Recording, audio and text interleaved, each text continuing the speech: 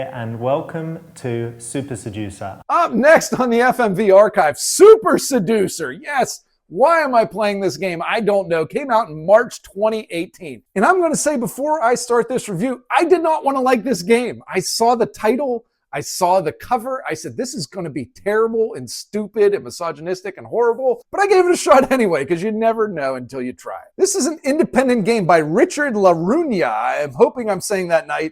In the 90s, he would have been called a metrosexual. I don't think that term is used anymore, but well-dressed guy, has some money, and likes to take care of himself. We'll say that. The name of the game is How to Seduce Women. This is what you were trying to do. You were trying to get women to like you, I would say. Seducing is a little bit of a harsh word, and I don't think it's that harsh when you play it, to be honest. This is one of those games you kind of know what you're getting into when you buy it, so if you don't like it, it's kind of on you. For Christ's sake, it's called Super Seducer. But can Richard seduce me into liking this game? Let's find out. We'll start with number one, the story. What is the story of this game? It is a how-to game, okay? There is a game, you do make choices in it, and there's a lot of choices to be made, but you're in scenarios where Richard is going to tell you, hey, you just met this girl in the park and you think she's really cute. How do you approach her and how do you talk to her? And what do you need to do to meet this woman again, to go on a date with her, to get her phone number, to interact with her one more time after this? It kind of feels like one of those workplace videos that you would watch for training for whatever it is. That's kind of how this story comes out.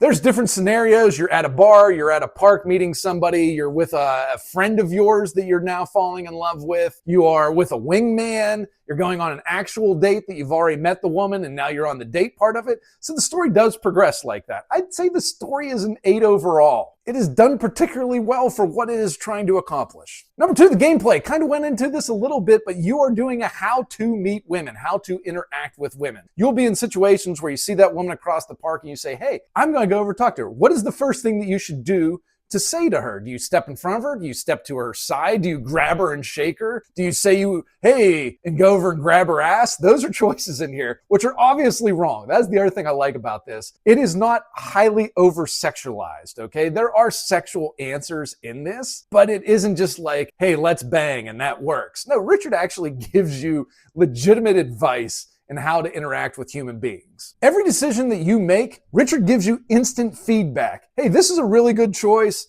Hey, you should have done it like this instead. He will let you know instantly why you made that decision and why it worked or why it didn't. Even though it is an absolutely silly scenario that you're in, I think it's done really well. Richard is accomplishing what he wants to do. 10 overall for the gameplay. One quick thing about the gameplay I forgot to mention, you can skip the scenes anytime. If you just find that something is boring, you can skip it, boom, instantly on to the next one. Number three, the look and the graphics. It's a how-to video of how to meet women, okay? This is just you going up to somebody and talking with them. So there's no explosions, there's no special effects in this one. It is very generic in that sense, but it does look good. It's always super well lit. The places that they're in always look nice. It looks like a legit bar. It looks like a legit place to hang out and grab a drink. These aren't terrible sets. They actually look pretty good. The one thing I think is odd, it's a little directorial choice, I guess. When he's giving you the feedback, it's just these women behind him laying on a bed staring blankly into the abyss. I just always thought that kind of came off as a little bit odd. The interface is really good in this, and it'll show you how well you did with each of the answers that you gave at the end of each kind of chapter. I believe there are 10 of them,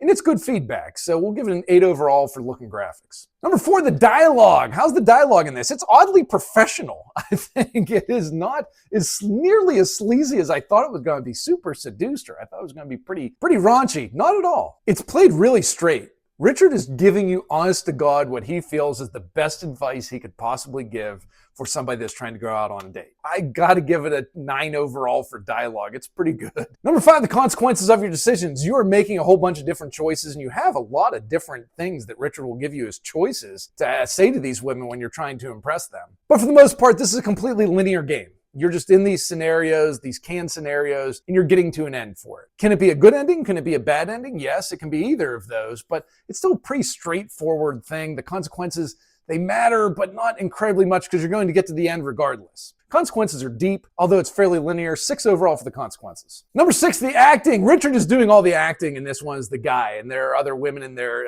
whole bunch of different women in there that he's trying to impress. Richard's super polite, comes across as a very nice guy that you would want to have a conversation with. Not maybe the greatest actor. Maybe the actresses in this weren't maybe the greatest actresses. It came across, I mentioned the how-to videos that you watch for work, came across a lot like that in the acting department. Although that's not why you're here. You're here for the stone cold advice from Richard on how to meet women. And it is what it is. The acting's okay. I'd give it a 6. Number 7, direction and cinematography. There's some sloppy edits. Every time you start a scene, you get like a little snippet, like 1 second of the previous scenario of that. Just clean that up a little bit. Camera work is fine. I think it could do a little bit more movement with the camera, different shots, different angles, just to show a little bit more action. Although there is some of it. It's not just the POV staring at somebody, so that's an improvement. Those feedback scenes are really weird. Just him just kind of looking kind of at you, kind of slumped over.